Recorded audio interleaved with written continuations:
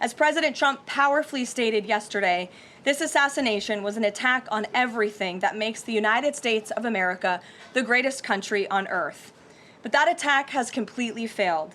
The heartwarming response from the overwhelming majority of the American people over the past 2 weeks is all of the proof that you need. The assassin who took Charlie's life can destroy flesh and blood, but he can never destroy the values that Charlie stood for. All across the country, millions of Americans have prayed, hosted vigils, attended church services, became politically engaged for the first time, and honored the legacy of Charlie and the ideals he died speaking for. The beautiful memorial service attended by President Trump and 100,000 great Americans in State Farm Stadium yesterday was just the latest example. And Erica Kirk's mercy was one of the greatest acts of grace this world has ever seen. May God continue to watch over Erica and their beautiful children. Unfortunately, there have been some jarring exceptions to this unity. This past Friday, 58 House Democrats voted no, and 38 voted present on a resolution that simply stated, condemning in the strongest possible terms the assassination of Charles James Kirk and all forms of political violence. There were no strings attached to this vote. This was a simple gesture of human decency to denounce political violence. I wish I could say that this was only a fringe group, but 96 votes is nearly half of the entire House Democrat caucus. And they didn't just vote against this basic resolution condemning political violence. A number of those same Democrats took to the House floor to smear Charlie Kirk's name. The man wasn't even buried yet, and Democrat members of Congress were denigrating his memory on the floor of the House of Representatives. This was truly a sad moment and a clear reflection of how radical the Democrat Party has become. Many Democrats in elective office have now been totally captured by a radical fringe of the far-left base who want to dehumanize every person they disagree with. We must continue to call this wickedness out. It's the only way that our nation can heal.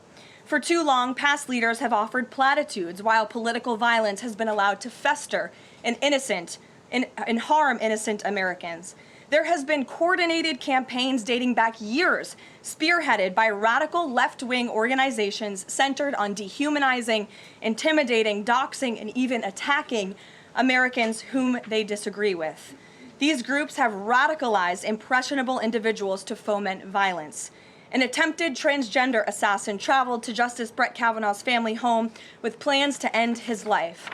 An attempted assassin came within an inch of ending President Trump's life in Butler, Pennsylvania, and on the campaign trail, another attempted assassin tried to kill the president at his golf club in Florida. A left-wing assassin shot United Healthcare CEO Brian Thompson right in the back in the heart of New York City. ICE agents are facing a more than 1,000% increase in assaults for simply doing their jobs. Violent radical left-wing mobs engaged in illegal behavior, targeted Jewish Americans, and shut down America's college campuses under the previous administration. Left-wing mobs burned down Tesla dealerships out of, quote, protest of Elon Musk and his policies. In May, a left-wing activist shouting "Free Palestine" murdered 2 innocent Israeli embassy staffers outside of the D.C. Jewish Museum here in Washington. These are just a few examples, prominent examples of the growing left-wing political violence in our country. Enough is enough, and as President Trump has promised, he will directly address the dark sources funding and supporting this domestic terrorism to finally restore order in our country. The American people can expect further, very strong action on this very soon.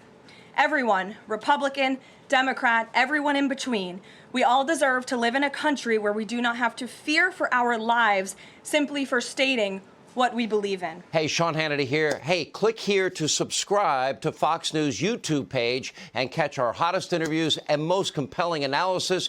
You will not get it anywhere else.